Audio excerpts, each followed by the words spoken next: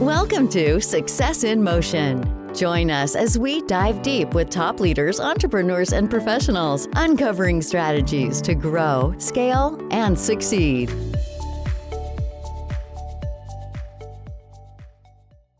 Welcome back to the Success in Motion podcast. I'm your host, Michael Bishop, and I'm joined by Chris Papin. Chris is the founder of both Papin CPA and Papin Law, and he uses his skills that he's learned in coaching soccer to coach business owners. Chris, welcome to the show.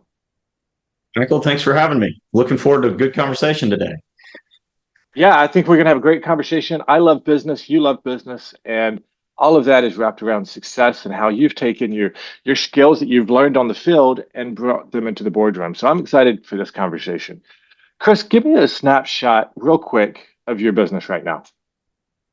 Yeah, so kind of the dual licensing thing can sometimes throw people because there's preconceived notions about what a CPA is or what a lawyer goes and does.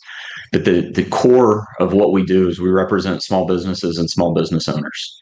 My mom and dad were entrepreneurs. Mom started in education, transitioned over to counseling. Dad was a small business owner in automotive repair business. When he passed away, my brother took that business over. And we use a lot of life experiences, and I use a lot of kind of the things I can take for granted as a kid growing up with entrepreneurs and deploy it across our client base. These businesses have been around for lots of years. I can leverage the family name in my community. And fortunately, we've got a strong client base that is built on foundations of success. Sometimes you can build on foundations of failure, and that's usually a short-lived business, but there's two ways to crack that nut. Yeah. There's something about building on a foundation of failure. The only way that actually works is if you learn from those failures and you reinvent yourself. But if you can live off of a foundation of success, it does make it easier to have more success. So, Chris, there is a lot of competition in the CPA world and in the law world. What sets you apart? What makes you different from everybody else? There's a couple of things. First, kind of having both licenses.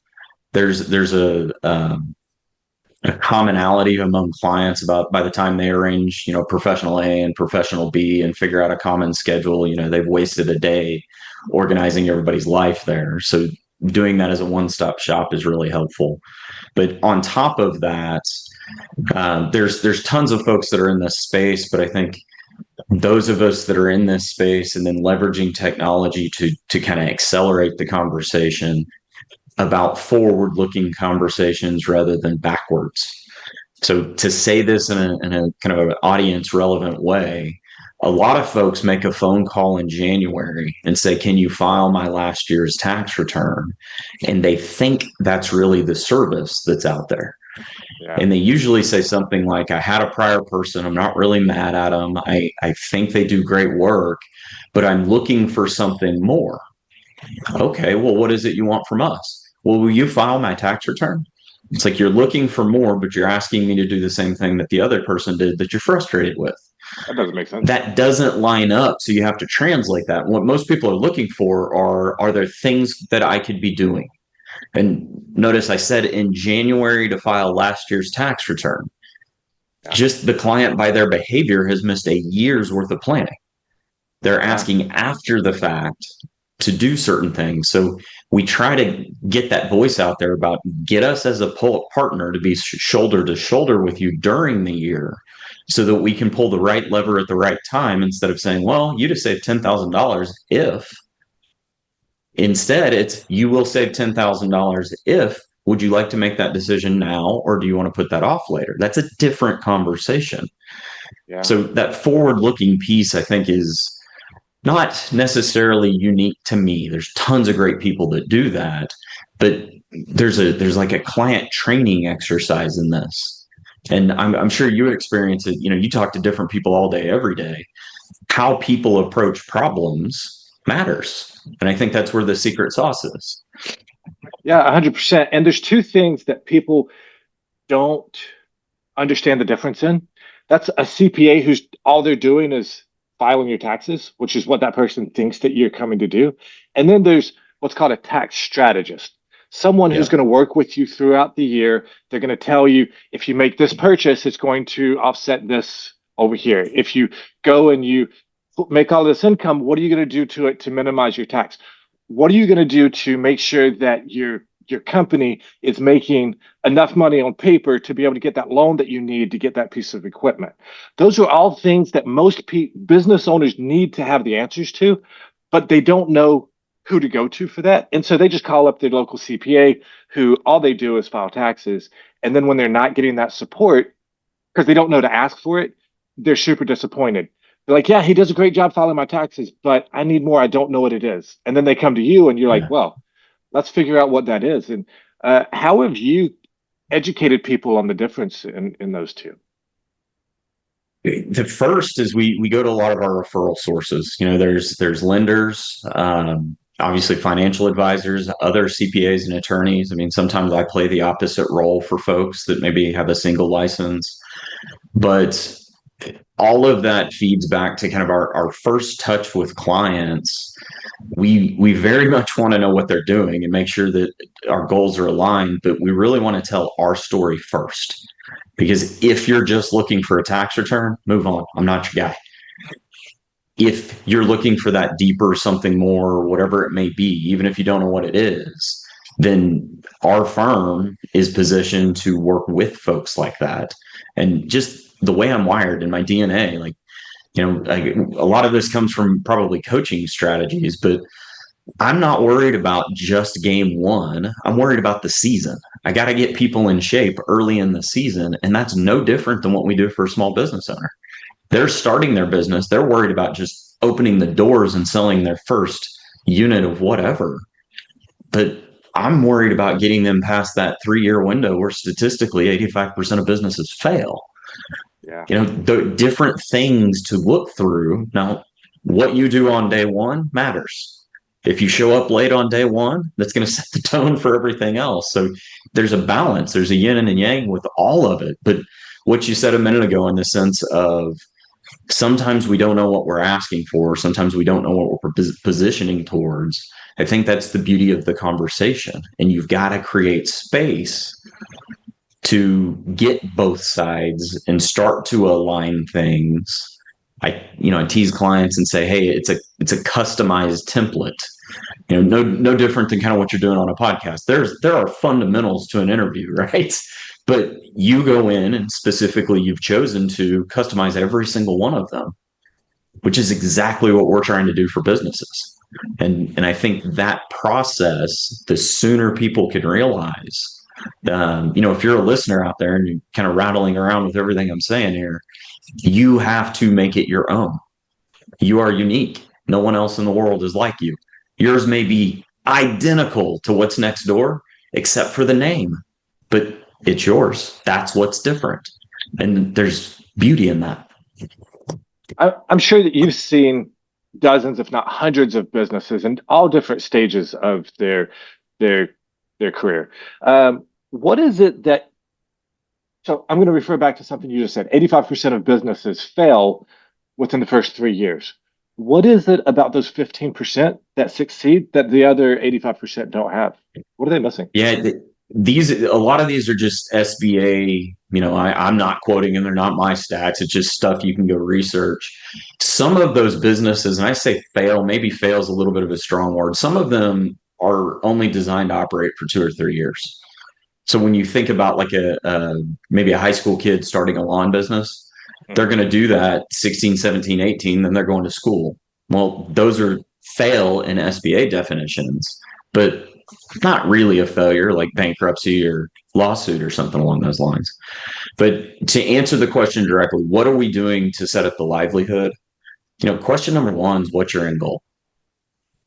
A lot of business owners are transitioning from something they already know. Maybe they're a IT person in-house for a corporation and they're wanting to do it on their own. Okay, I understand you want to start your own business, but what's the objective at the end? Are you trying to grow it and sell it? Are you trying to extract all the money out of it while you operate it to live? Are you trying to go on vacations every quarter? we have to kind of diagnose the use case, and it's impossible to know 20 or 30 years out, but most people can verbalize something along the lines of, I'm looking for more flexibility. I have a unique opportunity. I think I can grow it into more money that I'm making doing it for someone else. Or, in some instances, I lost my job. I used to do this for a living internally, and now I have no other options. So I've got to go figure something out. But I think diagnosing what is the objective, and the analogy that rings true every time I talk to people here is, this is kind of like going to a new destination. If we're going from Oklahoma City to New York, I know to drive northeast. Don't know what highway, don't know where I'm going, but you're going to get out Google or Apple Maps at some point, right?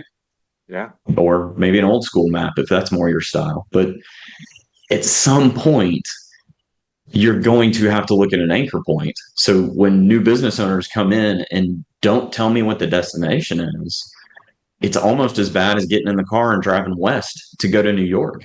I might get there, but I need a car, a boat, passports, a whole bunch of stuff. And it's going to take me a really long damn way.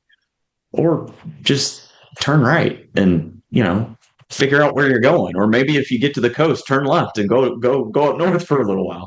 There's some subtleties in that, but I'm sure you've experienced some of the same, and some of your audience members have had conversations like this where you have to know the objective, right? Yes, you definitely have to know where you're going.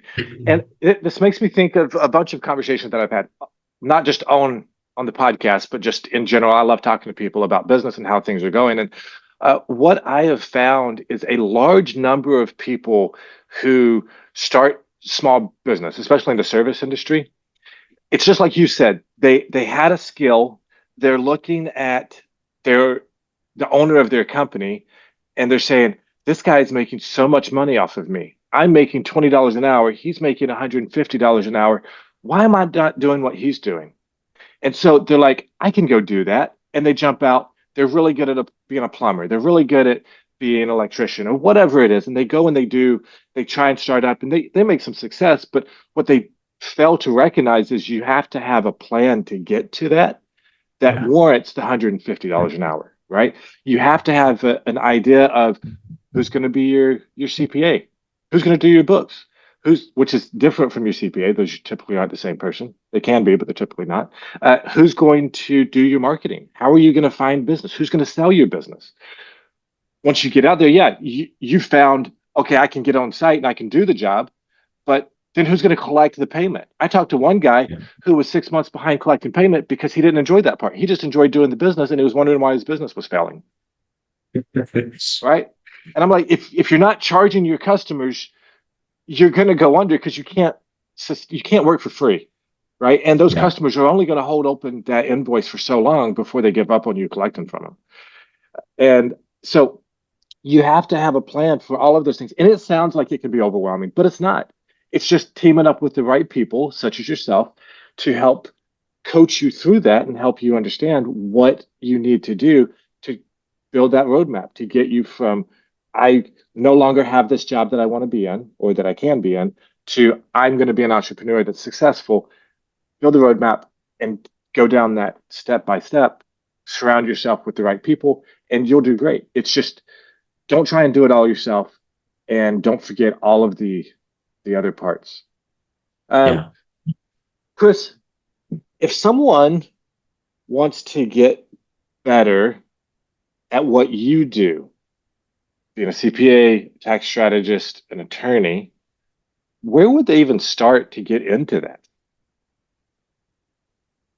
If let's say you're a high school graduate and you say, hey, I'm interested in one of those paths, obviously there's an education requirement with most professional licenses. So you've kind of got to go down those avenues. But the answer I'm going to give you has nothing to do with traditional education and licensing. Folks can go look that stuff up. What I have found is, if you're interested or have an exposure to or have an opportunity, go offer to support like a income tax clinic. The IRS has their VITA programs every spring to help low-income taxpayers file their tax returns. Knowing what the opportunities are is always a nightmare because sometimes you don't know even, what is VITA, right? But I think getting yourself positioned, even if it's just, finding local universities or finding local places that are doing some of these things. In our town, the Oklahoma Center for Nonprofits has tons of resources, even though it's for charitable nonprofit purposes. The principles are the same. The accounting infrastructure is the same. The business plan is the same. The lenders that play different roles and oftentimes support those different foundations are the same lenders that you're going to work with in a business environment in your community. So I think looking through some of those non-traditional means to get plugged in, and then, what is the old adage? If you never ask, you'll never get it. There's no harm in saying, hey, can I be your bookkeeper? Could I come in and run your QuickBooks file for 6 months? The analogy you gave earlier about the guy that just doesn't like to collect payments. He probably needs his son with him to say, hey, here's the invoice. Because who's going to reject paying a little kid, right? Just little tact on there. But I find most people don't argue with the invoice. It's, was it expected? Is the timing right? Just little things like that. But people have an aversion to literally asking to be paid for their value. It's not that hard. Just carry your cell phone around and say, hey, I do Venmo. Can you? Oh, you don't do Venmo? Cool. Can we use this QR code for Chase or your local bank, whatever it may be? But when you're in tactician mode, especially if you're out in the field, we don't even know those apps exist. So that's where sometimes immersing yourself in that community, you'll get an idea or two. So I said a lot there, but the action item really boils down to go find something that's collaterally attached so you can get exposure to it in real life, along with whatever the educational journey may be. I really like that method because, correct me if I'm wrong, but becoming a CPA is quite a process. You have to get a 4-year degree. You have to pass the CPA exam. A lot of people go on to get a master's, right? That's a lot of school. That's a lot of expense. That's a lot of time. That's a lot of energy put towards that. And if you get through all of that and then you actually go do the work and you're like, this sucks. Now you're kind of misaligned, isn't it? You're stuck. But if you can go and do, like you said, go volunteer at one of those programs, it's a lot cheaper to go spend 6 weeks or 6 months working for one of these programs for little to nothing than it is to go spend 4 or 6 years of your life studying something that you're not going to use. Yeah. And so I think it's really cool that there is that opportunity.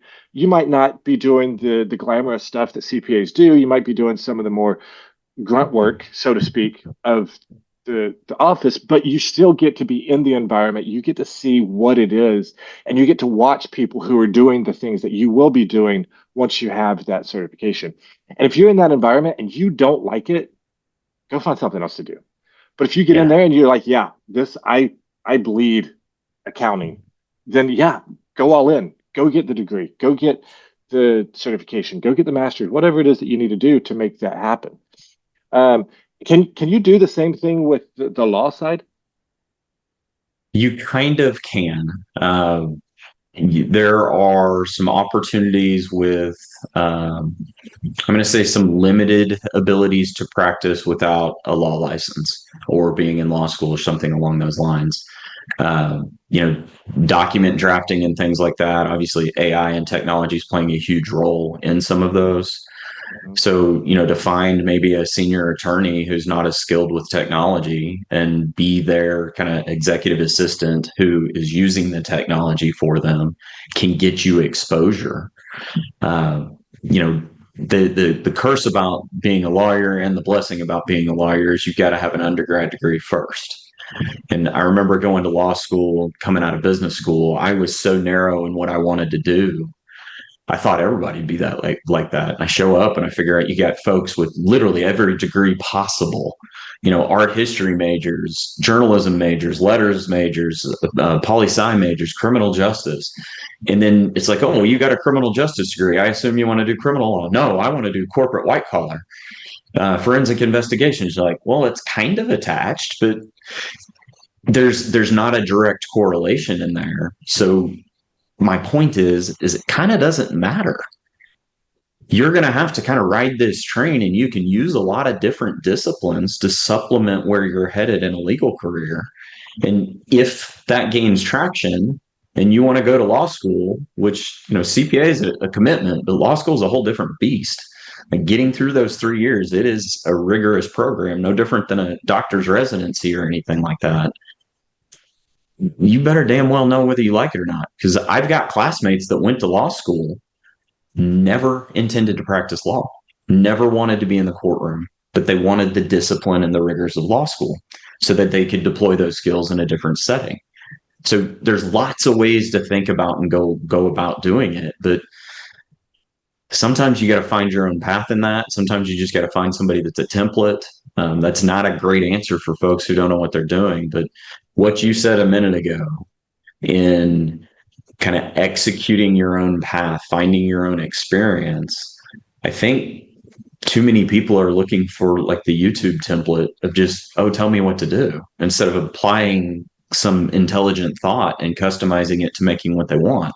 I get it. Life's overwhelming, but it's only going to be what you want if you find passion and joy. And an element of any success is having that passion and joy. And I think that's key. Yeah, I do realize that you have to get some formal education to get into a law firm, because they want people who can go through the system. They can be very logical about things. They can prove themselves, because when you get into law, if you mess up, the stakes are really high. And so you need somebody who has the discipline to make it through something to be working for you. But with just a bachelor's degree, you can be a paralegal, which works hand in hand with the attorneys to do all the grunt work again, which could let you know, hey, I actually like this stuff. I want to go to law school, before you go spend another 3 years in law school and then try to pass the bar. And so there are ways to test these things before you go full throttle into them. And again, with that, you don't have to know exactly where you want to end up to try things. You just have to be willing to go and do it. The worst thing I think that anybody can do is go and spend 7 years in college to realize that they want to flip burgers the rest of their life. Right. And so just make sure that whatever your end goal is aligned with what you're experimenting with or educating yourself towards. There's too many people in this world who've been told, go to college, you'll instantly get a good job. And so they go and they study underwater basket weaving. No offense to the basket weavers out there. They do a great job. But they do something that has nothing related to what they actually want to be doing in life. And then they get out of college and they're like, well, we only need 5 basket weavers and there's 100 of us. What are the other 95 of us going to do? And so you have to find what you're passionate about, but also something that you can use after you get out. I think some people in this process, and the illustration of go to college and you'll be set, that was a certain template for a long time. But with today's market, the blue collar type jobs, your trade school type jobs, if you are the owner of an HVAC company, especially during that COVID window where things kind of got disrupted, if you were any good, you could literally name your price, because people weren't showing up. They weren't available. Chris. The supply chains were disrupted. So, Chris, hey, you need a $10,000 item next week. Cool. Yeah, that's going to cost 30, but I can get it done. And people were saying yes. You don't have to be good. All you have to do is answer the phone. I mean, the bar is so low right now on the service industry that if you could literally answer the phone, show up on time, do a mediocre job, and collect a payment, you are miles ahead of the average, because there's so much work out there that people can't keep up with. And the reason that is going back to that philosophy that we had during my generation of go to college, get a good job. Now, all the people who went to college, they're like, I went to 4 years of college. I don't want to be a plumber. I don't want to be an electrician. And now the last statistics that I heard, this was a couple of years ago, the average age of a plumber was like 58, which is probably 60 now. Yep. That's because everybody in my generation, they didn't go to the trades. We went to college. And then we realized there's only so many jobs that you can get coming out of college. And now we're all fighting for the same jobs and nobody's taking these service jobs. And so you can go and get a job in one of these service industries and you can make six figures doing that without having to go through 4 years of college, without having to take on 4 years of student loan debt and just go in there and make money. Now, I'm not saying that's for everybody, but I'm saying don't shut it down just because somebody said go to college and get a good job. Because being a plumber is a good job, and you'll make more as a plumber than you will somebody who's fighting 1,000 other people who graduated at the same time as you. And so, I think expectations got misaligned. And what's interesting is you're talking your way through there's kind of a perception of what professions are. And I understand, you're the victim of your own circumstances. Sometimes you're only going to know what you're going to know there. But the reality is some of the most skilled and best communicators aren't college degreed folks. They went to the school of hard knocks. They're home builders. They work with their hands. They can't write an email very well, but they can sure script it out and draw a quick picture because they think in forms of construction, not the written word. And because of kind of that educational bias, if you will, I think folks sometimes dismiss those people, but they're the smartest and most successful folks out there. You just got to figure out, kind of like we've talked about all the way through this, what's the secret sauce for you? What drives you? What are you good at? What are you naturally instinctive at? 100%. And I do want to clarify, I'm not telling you that you shouldn't go to college. I'm just telling you that if you're going to go to college, you should have a clear vision of what you want to do. Yeah. And if you don't, then don't waste your time in college. Go do something that can drive you towards where you want to be. And so college isn't for everybody. I probably shouldn't have gone to college. I struggled through college. Yes, I am better off because I went to college. I'm not going to deny that. But if I had just gone into the workforce, I think I would have been much better off being an electrician or working construction than going to college and getting into the different jobs that I've been in. Right. And so there's a lot of opportunities out there that we overlook just because somebody said that this is how you have to do it. But in 2025, there is no playbook. You write your own playbook. Go look at the options out there. And if you don't know what the options are, get on TikTok. People are talking about opportunities every day. Get on Facebook, get on YouTube, start searching what are business ideas, what are employment ideas. You can find it on just Google these things and you'll get a number of people who want to share this idea because they have more ideas than they have time to do. And then you can start investigating those things and seeing which path makes sense for you. So let's shift gears here. We've gone down this rabbit hole quite a bit, and it's been a blast. But I want to change gears a little bit. What has been one of the biggest challenges that you've had to overcome in your career? So there's a couple of layers to this, and I'll kind of give small snippets on each if you want to dive deeper. Just ask. But the first for me was as a JD CPA guy. I went to business school, got my master's, started to sit for the CPA exam while I was in law school, passed the exam in law school, went to law school, passed that exam, go straight out in the workforce, didn't know any better. Passed all of those first try, which I've now learned is a very statistically unique scenario. So I'm blessed to have pulled that off. But in it, I didn't know any better. And then all of the sudden, to your demographics of the profession, I'm the 30-something in the room with a whole bunch of 70-somethings. And people are looking around like, what's this kid know? There's no way he can know this stuff. Well, guess what? That's kind of what I trained on. That's what I did. I had some great mentors around me. So there was this weird stigma of I'm not old enough to really know the stuff or have the life experiences around it, but I know the technical side really damn well. And in many cases, better than some of the folks that were practicing it.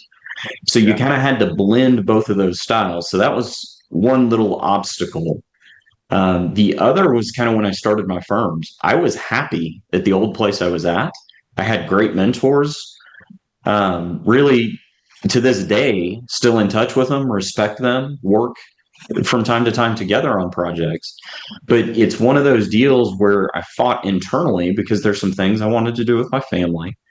There are some things that not necessarily that the old place did wrong. I just wanted to do them differently. And there was an ownership. So I've referenced it, you've referenced it. Lots of people have their own way of kind of putting their own polish on it, but I wanted to make it unique to me. That's what gave me the buy-in.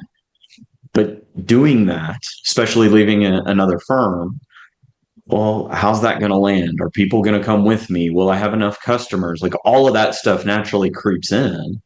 And then, of course, like professional me is like, hey, are you stupid? Of course, you've got great relationships with these customers. It'll be just fine. Just go do. It may not be everything you want it to be, but it will be enough. So you've kind of got to navigate that uncertainty. And I experience it with business owners all the time. As a technician, they know exactly what to do. As a business growth, I don't know if I buy that piece of equipment right now. I have enough jobs to take care of it. I mean, but what if I don't? Well, you sell it. That's what if you don't. It's not as hard as we make it sometimes, but that uncertainty creeps in. And there is no coach for that.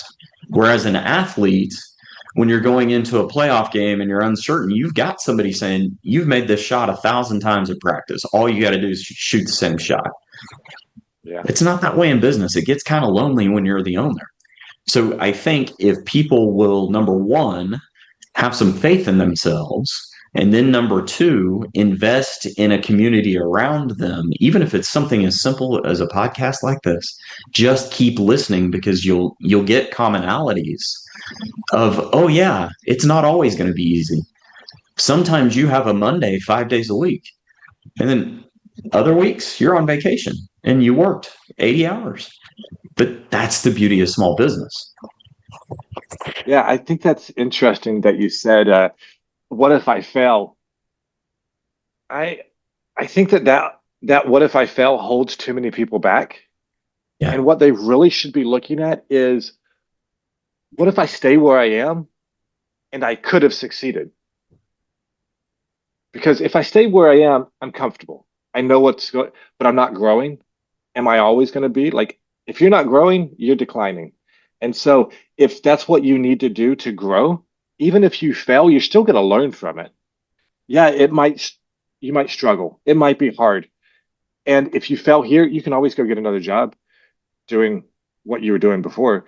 But if you are doing it and you succeed, how much better off are you than being stuck in that job that I would consider a dead end job because you're not progressing? Maybe you're making a ton of money that's not everything. Like you can be making $1 million a year, and if you're bored or you're miserable, it doesn't really matter how much money you make.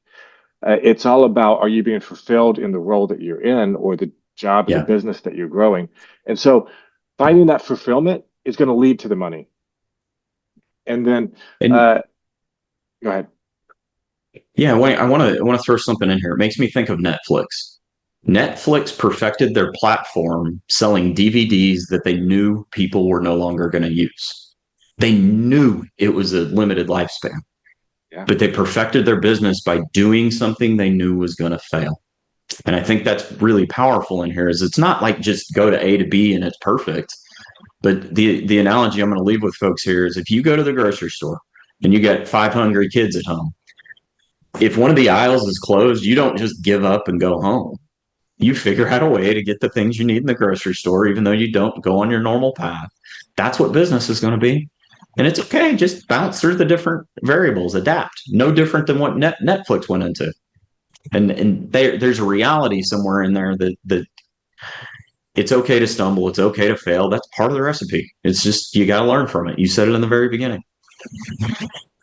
Yeah, 100%. I want to shift gears again. This next question, this is one of my favorite questions. There's a lot of buzzwords going around about work-life balance and understanding how do you juggle work and personal life. To you, I know that you mentioned working 80 hours a week. To a lot of people, that sounds impossible or undesirable. To you, what is work-life balance, and is it a thing? Is it necessary? You know, there's a lot of ways to define and play the games, and I always come back to kind of this goal setting exercise. And I know I said it in the sense of like business goals, but there's fundamentals in people's lives. Maybe there's family, maybe there's work, maybe there's fitness, maybe there's health, maybe there's spiritual components. You've got to define that for you and kind of figure out what that makeup is, and then make each a priority. And, we've all got 168 hours in a week. And sometimes people speak with their actions. I can tell you all day long, oh, I have great work life balance. And to some extent, I do, right up until our busy seasons, because just the nature of tax season, everybody likes to wait to the deadline, or there's influx of work during those windows of time. And maybe I don't have an optimum work life balance during those seasons for someone else. But the platform I've built is based on that. I'm completely okay with it. And sure, I get tired and burnt out and frustrated, but it fits for where I am right now today. And I fully understand that matrix is going to change and was different in the past. So a little bit of a cop out answer in the sense of it depends, like a good attorney would tell you, but each person needs to come up with that recipe. Because I know some young guns that are willing to work all the hours, and I know some older guys that are willing to work all the hours because they have a different set of commitments than those that have families. And then I'm also the first to say I've got colleagues that are older than I am that flat say, I'm sick and tired of doing this. I miss way too many baseball games, grinding out tax returns for no good reason for my client to yell at me because they couldn't save money for their tax bill. That's dysfunctional. So I think inside of that, we've just got to take an opportunity, and in that opportunity, understand if you want to make $7 million a year, it might take all the commitments in the world, and you may sacrifice some of your vacations. Maybe 70,000 is sufficient. And then you can go on a different vacation or have a different work lifestyle. But prioritizing those decision points is really what's key. And then kind of having an understanding of the consequence on the other side. I think it goes back to what we were talking about earlier with the roadmap, right? Just what do you want to get out of life? Yeah. And then build your life around that. If you want to be at every baseball game for little Johnny, then plan your life around that. If you want to be at work for 80 or 100 hours a week, then plan your life around that and know what you're getting yourself into, and don't let life happen to you, but happen to life. The worst thing that you can do is let life happen to you. You get 40 years into your career, you turn around and you're like, I did that terribly. I made all the wrong choices. I wanted to spend my time here, but I actually did this. When you could have looked at it and say, yes, there is a season for everything. Tax season, it's busy in the CPA world. I understand that. Am I okay with that? Before I even go and become a CPA, am I okay with having that? You just have to know that if having only 40 hours a week of work is what you want, then maybe working a CPA during tax season is not for you. And you can plan your life from that. There's space for people to be in those roles. They're not going to make full-time salaries or the same salaries or get the same bonuses that the guys that are grinding out the extra hours are. But that's kind of my point in the alignment of where you are. In today's world, you can work whenever, wherever, however. No one really cares as long as you get the job done. And then there's a value for the output. And most of the places I talk to will align that appropriately. But there's also an implicit, are you efficient? And there's a difference between being busy and being productive. 40 hours does not always equate to I get paid for 40 hours worth of work. If it took you 40 hours to change a light switch, they're still paying you the $125 or whatever it is to come out and change a light switch. Yeah. So therein lies where I really think people get misconstrued is my home life is chaos. Somebody got sick and I'm babysitting my neighbor's kids and I got all these other things and I'm overwhelmed and I worked so hard on this job. You owe me. The job's incomplete, screwed up, and I had to have somebody else fix it. I don't owe you a damn thing. Not the reality of the way work life works, but there's the other side of it. I built a system and I was able to do a job in 15 minutes that takes everyone else 15 hours. You owe me. You're right. So Yeah, that's the beauty of this little technology age we're in is, I get it. If you're kind of a subordinate and you have a set of instructions, you can't reinvent the wheel without the blessing of the superiors, but you can kind of make a lot of this what you want it to be, but it's built on that productivity, or I would probably say go back and find a pain point. Just solve for someone's pain point. Because there's enough pain points in everybody's life. They are willing to pay someone else to help them solve that. 100%. 100%. Well, as we're wrapping things up on our interview today, what exciting plans or initiatives do you have in the works for the next 6 to 12 months? Yeah, so a couple of things for us. We're trying to leverage technology in a different way. Our software partner on a lot of our tax and accounting work, Thomson Reuters, has been through kind of an iteration of acquisition and is a leader in the AI space. So we're trying to partner with them as to what's next generation CPA firms going to look like, utilizing different technologies to achieve efficiency. We're doing that with them and externally as well. There's all kinds of beautiful tools. So excited to kind of get into it with clients and see where those efficiencies can lie. And then on a personal side, we have developed a book that is designed to kind of help folks either start up or operate existing businesses. The concept revolves around everybody's got 168 hours. Every week is the same for every person, and how you choose to use that is important. No different than me as a high school quarterback, which was never going to be anything, or Tom Brady as arguably the best of all time. We each had 168 hours, but we had different skill sets and gifts, and he's got Super Bowls and I don't. And that's completely okay with me, but you get my point inside of it. Yeah. Yeah. What's that book? Right now, it's 168 hours is kind of the essence of the title. It is not published yet. We're kind of in the finalization of getting it live, and probably something along the lines of a business handbook that respects somebody's time is kind of the cliff notes of it. Okay, that sounds really cool. I'd love to hear more when that comes to fruition. So, Chris, thank you so much for your time today and sharing your insights and tips with us. If people would like to connect with you, what should they do? Yeah, lots of good ways on this. My name, Chris Papin, Papin, on LinkedIn. I push out all kinds of good content there.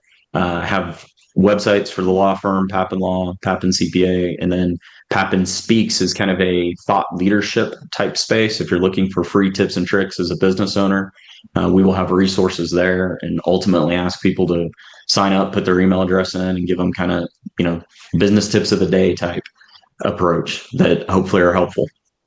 It's awesome. And just one last question. What area are you certified in to operate? So if anybody is looking for a CPA strategist and law attorney. Yeah, so my CPA license, as long as I am headquartered out of Oklahoma, I can operate in the 50 states, no limitations. My law license has a little bit different restriction. I'm licensed in Oklahoma, Colorado, and Texas. And, if you're not there, sometimes it's just a matter of finding co-counsel in your home state. I can execute a lot, but we get them to sign off kind of on state law specifics. So happy to connect with folks. I like you, just like talking about it sometimes. Meet common-minded folks, and you learn a lot in those conversations. There it is, guys. Chris Papin at Papin CPA and Papin Law. Feel free to reach out to him, connect with through any of those methods that he's shared, and hopefully he can help you strategize, and he can coach you and whatever it is that you're dealing with business related. Well, guys, this has been another episode of the Success in Motion podcast. we're excited to have had Chris on the show, and we're grateful for all of our listeners out there. And we'll see you next time. Thanks for tuning into Success in Motion. Want to share your story? Visit successinmotionpodcast.com/guest to apply and be featured on the show.